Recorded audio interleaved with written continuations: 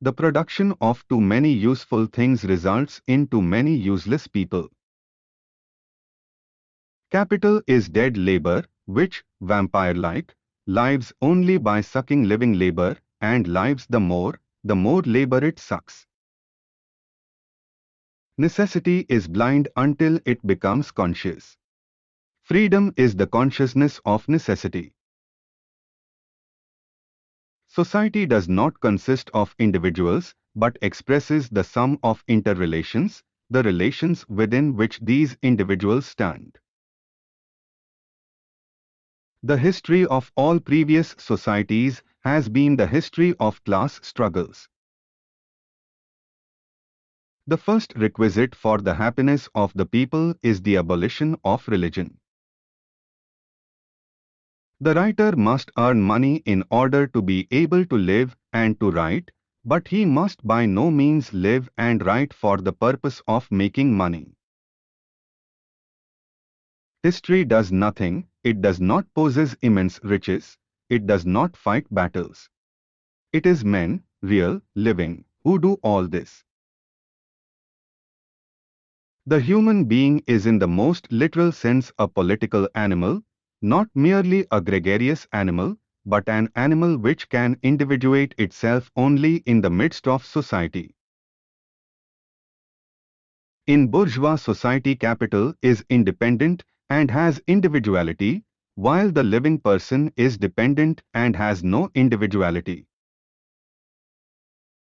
In a higher phase of communist society, only then can the narrow horizon of bourgeois right be fully left behind and society inscribe on its banners, from each according to his ability, to each according to his needs. Capital is money, capital is commodities. By virtue of it being value, it has acquired the occult ability to add value to itself. It brings forth living offspring, or, at the least, lays golden eggs. The ideas of the ruling class are in every epoch the ruling ideas, i.e., the class which is the ruling material force of society, is at the same time its ruling intellectual force.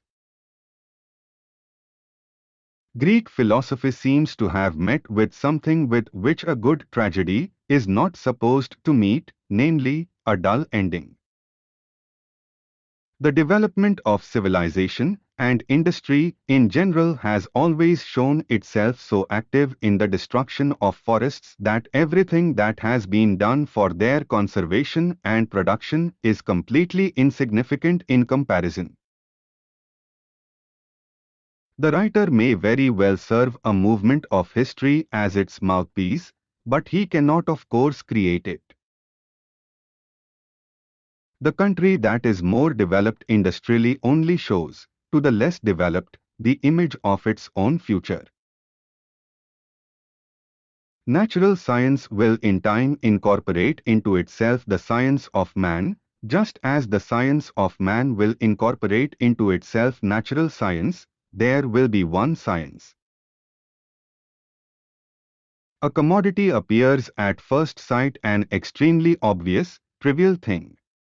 But its analysis brings out that it is a very strange thing, abounding in metaphysical subtleties and theological niceties.